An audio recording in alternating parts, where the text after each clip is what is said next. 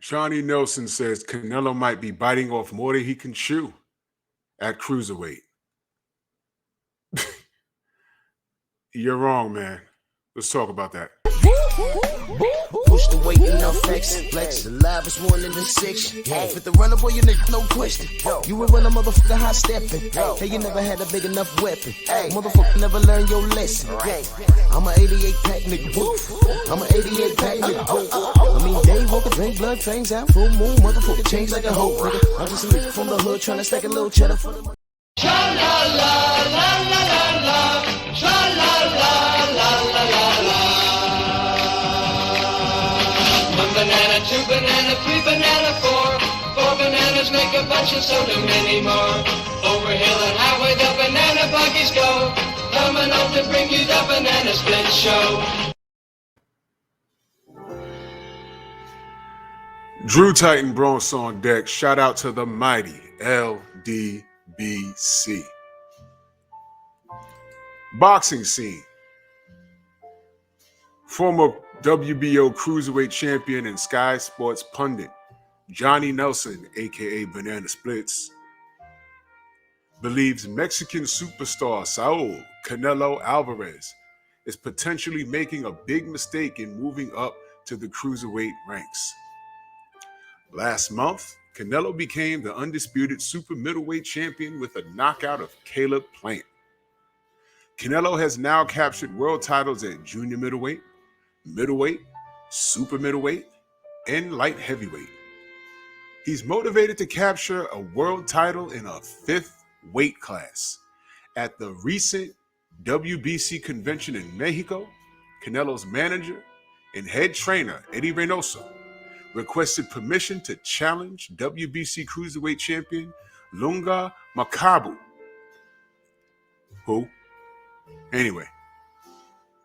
Who next month will make a mandatory defense against Thabiso Michunu. Never mind. Canelo's unexpected move is being viewed as a significant jump in weight and a dangerous risk. The cruiserweight limit is 200 pounds. The Mexican star has not fought any higher than 175. When he moved up to light heavyweight to score a knockout victory over Sergey the Crusher Kovalev to capture the WBO title. Afterwards, he vacated the belt and dropped down to super middleweight. No surprise there. Several cruiserweights are already expressing interest to face boxing's biggest cash cow. I reiterate, boxing's biggest cash cow, including the division's former undisputed champion Alexander Usyk, who expressed interest in dropping back to cruiserweight for one face-off. Canelo could be his own biggest threat. He may be biting off more than he can chew by stepping up to cruiserweight. Johnny Nelson, aka Banana Splits, told Sky Sports, "Me, as a former cruiserweight, I'm kind of insulted that this little man is coming up to our weight division. Any worthy cruiserweight will think, no, that's not happening." Oh my God. You hear this? Are you reading this? Link will be in the description. That's why the likes of Usyk, Alexander Usyk, are willing to step back down to cruiserweight to prove this. You'll have a number of cruiserweights like Makabu who are beatable. Wow. Makabu who are beatable. You hear what read it for yourself. You're hearing it from me. But then you have other cruiserweights that Canelo should never beat in a million years. Canelo's biggest threat might be himself. That is the article, ladies and gentlemen, and here is my opinion. Johnny, Banana Splits, stop it. Sha la la la la la la. Sha la la la la la la. 1 banana, 2 banana, 3 banana, 4 bananas make a bunch and so do many more. Over hill and highway the banana buggies go, coming out to bring you the banana split show. La la la la la la la. Y'all remember the Banana Splits gang? I'm showing my age. Listen, man. Here's what you need to know. You'll read it if you go to the article. He said Makabu is very beatable. And of course, there's going to be 1,000 cruiserweights looking for their payday. You want payday? Johnny, all you other fighters, talk about the bigger picture. Of course, Alexander Usyk would drop down and fight Canelo. That makes money. Makabu's looking to make money. Makabu will never make more money fighting anyone. He could, listen, Makabu could become undisputed by 2024 at cruiserweight and won't make nearly the amount of money that he would make fighting Canelo Alvarez. But we're talking about Canelo being his own worst enemy, right? And coming up to cruiserweight and actually winning. Guess what, Johnny? You're wrong. You're wrong. It's Canelo Alvarez. He can do whatever he wants, right? He wouldn't come up to cruiserweight and compete against anyone unless he felt he could win, right? I mean, this guy's been playing chess the whole damn time, and he's been enabled by his fans and by the WBC. You see, Eddie Reynoso requested for him to fight Makabu, or Makabu, however you say his name, no disrespect. But how dare you, Johnny Nelson, don't believe in Canelo Alvarez?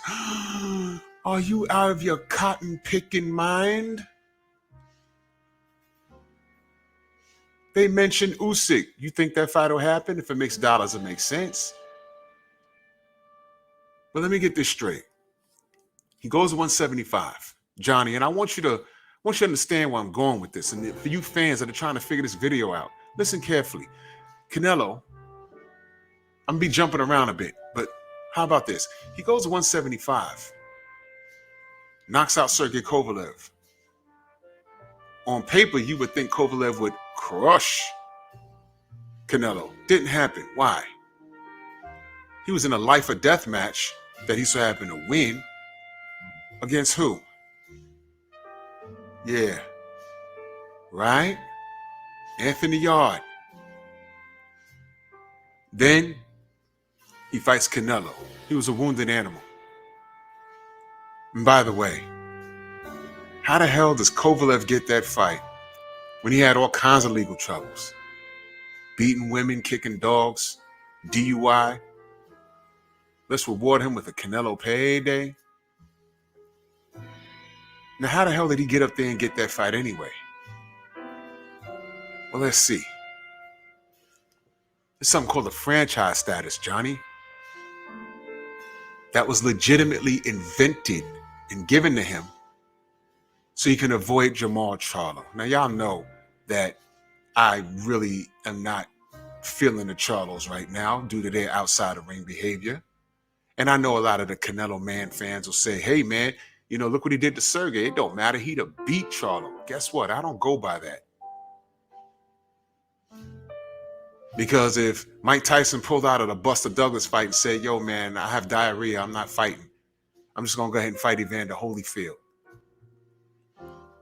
Regardless of whether Evander still beats him back then or not, if he skipped Buster Douglas, what would you be saying right now? Oh, he'd have beat Buster Douglas. There's no way. But that didn't happen. And what happened in Japan that night? First loss by knockout. That happened. That happened. Don't tell me because he knocked out Kovalev, he'd have beat Jamal Charlo. Roy Jones Jr. went to heavyweight and beat John Ruiz convincingly. There was one round that John won that night. Roy could have retired that night, family, and not look back. He could have went out and said, I did everything I want to accomplish, X amount of divisions, heavyweight champion. This is all I wanted to do. I'm out. What if that happened? Antonio Tarver would have been walking around right now talking about, yo, I don't care what y'all say, I'd have beat that man. And we'd have been looking at him sideways, wouldn't we? We'd have been like, yo, yeah, Tarver, you was all right, but you wasn't beating no Roy. The Roy that just beat John Ruiz? Nah, Tony. Plus, you got stopped prior to that? Nah. Nah, Tony. He'd have been walking around with that on his shoulder for the rest of his life. But what happened? Real life happened. What about Andre? Now, if you care about the fairness of the sport, which is unfair, if you want what's right, if you root for a person, you want him to leave no doubt. But if he avoids a person that's a legitimate threat, that's okay with you. You see, this is why I don't understand this new era of fandom. But with things being what they are, Canelo's going up. He's threatening to go up to fight Makabu if he wins his mandatory defense. He's not even fighting the main gun at cruiserweight. He went to 175 and he fought Sergey Kovalev, who was a name, but he wasn't the main gun. There's two guys up there, Dmitry Bivol and Artur Beterbiev.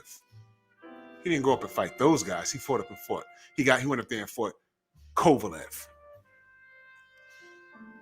Right? Hey, Canelo fans, y'all not gonna hold him accountable? I know you're not. What about when Triple G said, yeah, I'm gonna go up to 168 for what? I'm gonna fight Chavez Jr.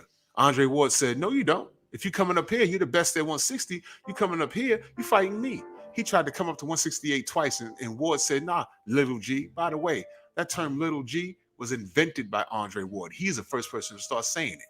And what did you fans do? Why are you bullying the smaller guy? You should go up. You're inactive. You should go up and fight Kovalev. Remember that? When he was undefeated? Remember that? I think he was undefeated. Remember that? Ward got to go up. He said, cool. So he did three things when he went up to 175. He fought Sullivan Barrera and beat him. Then fought Kovalev twice and beat him twice. Knocked him out in the second fight. And y'all still mad at that. So why Andre Ward gets to go up and do all of this stuff? Why every time Andre Ward said, we was like, yo, Ward is the goods. In the conversation of pound for pound number one, what did y'all say? Oh, he's not active enough. I said, whoa, he won the Super 6. Oh, that was so long ago. Guess what? It was a long time ago, but it was way after Triple G's amateur career. It was way after Vasily Lomachenko's amateur career. And how do you market these guys? When you're marketing us, when you're marketing these European guys to us in America, one of the things that you always say is there are 2 million amateur fights. They went 2 million and 1. That was before Andre Ward's Super 6, way before. 2 million amateur fights. You 29 years old and you fighting a bunch of 18-year-olds. Give me a break. That's how y'all do? So banana splits. I'm looking at you and I'm looking at that split. It's creepy as hell. But don't act like you don't understand the marketing strategy of Canelo Alvarez. Of course he's going to go to cruiserweight and beat somebody. Of course he is.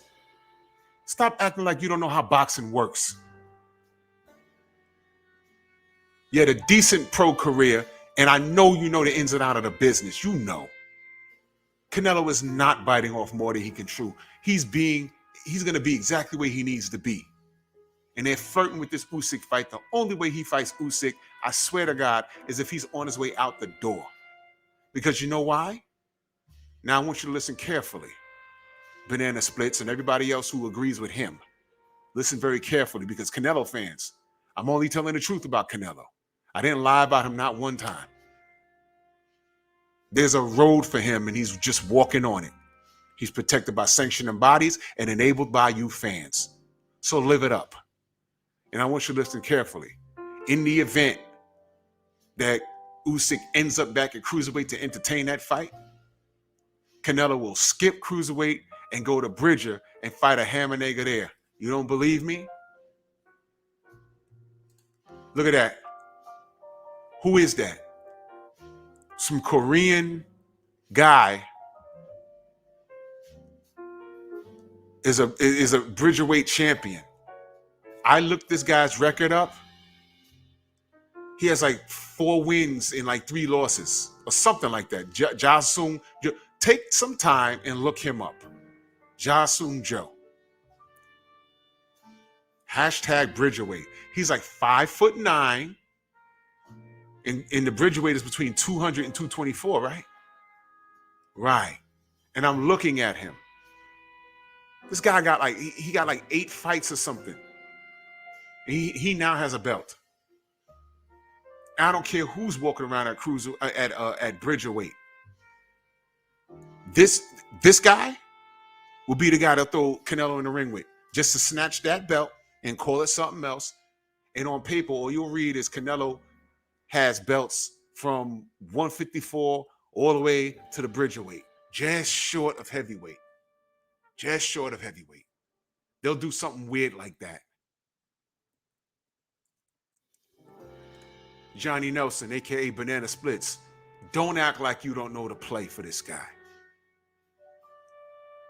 Canelo will go to cruiserweight, and he will beat somebody. I know they say, oh, they ain't gonna be no catchweight or whatever. Believe me when I tell you, there'll be something in his favor. Why? He is the cash cow, Johnny. You know this. And after he's done there at cruiserweight, right when you think you're gonna get the Usyk fight, he'll jump up the bridger to anybody that's holding something that's green over there in reference to the WBC. And he'll skip right past Usyk. Remember how he did Bivol? Oh, Caleb, I'm not going to fight you. Let me holler at Bivol. Bivol said, okay, psych, I'm going to go back and fight Caleb. He's going to do the same thing. Usyk, oh, yeah, we're going to fight him. We're going to talk about that for a couple of months. Oh, yeah, Usyk and Canelo, Usyk, yeah. Wait a minute. There's a green belt at Bridger. Let me run up there and get that real quick. Yeah. Johnny. Banana Splits. Don't act like you don't know the play. Stop. He's not biting off more than he can chew. He's been eating that steak very well. Cut it out. Bronx on deck. Move!